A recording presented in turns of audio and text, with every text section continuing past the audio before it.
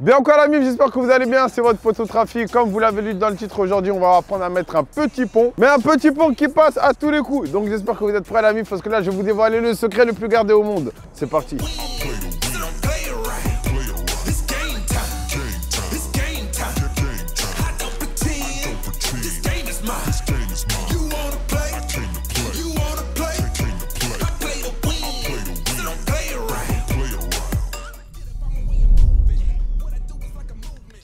Alors pour commencer, chers amis, le pana que je vais vous montrer, ou petit pont dans le langage courant, c'est le two-touch pana. Pour cette première étape, ce que vous allez devoir savoir faire, c'est maîtriser le geste. Très important, vous allez voir, c'est hyper facile. Pour ça, vous allez avoir besoin de 2 plots. Si vous n'avez pas de plot, vous pouvez mettre 2 bouteilles ou peu importe l'objet. Et votre but durant cet exercice, ça va être juste de réussir à passer le ballon entre les 2 plots sans toucher les plots en faisant exactement ce mouvement. Tout simplement.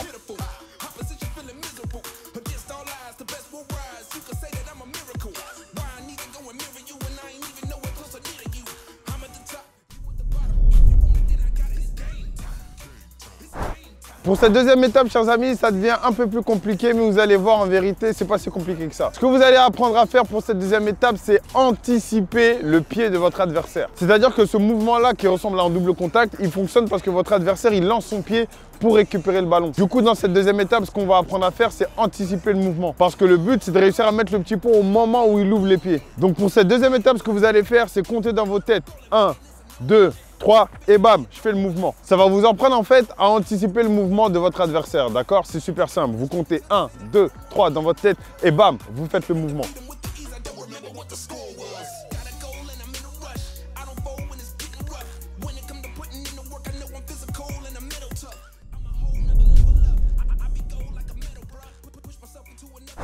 Pour cette troisième étape, chers amis, vous allez avoir besoin de votre pote parce que là, on va travailler le timing du petit pont. Et si vous n'avez pas de pote, vous faites comme moi, vous prenez votre caméraman.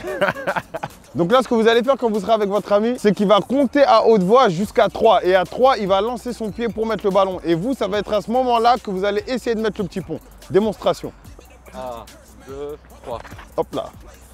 Donc encore une fois, vous avez vu, c'est très simple. Il compte à haute voix jusqu'à 3 et il met son pied. Et vous, le but, c'est de réussir à exécuter le mouvement sans qu'il touche le ballon. Et parenthèse, votre adversaire, il faut vraiment qu'il cherche à taper dans le ballon si vous voulez vraiment réussir à maîtriser le geste. Ok? Mais cette troisième et dernière étape, elle n'est pas terminée, mesdames et messieurs. C'est parce que d'abord, il va compter à haute voix, mais dans la deuxième partie, il ne compte plus. Vous allez juste vous mettre en mouvement et il va mettre le pied sans vous dire à quel moment il va le mettre. Et vous, votre objectif, ce sera juste de réussir à anticiper le mouvement et de mettre le petit pont au même moment, d'accord? C'est là qu'on va travailler le timing parfaitement pour cette troisième et dernière étape. Démonstration. Tu comptes pas, d'accord?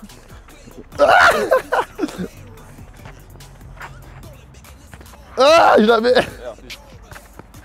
J'ai hésité.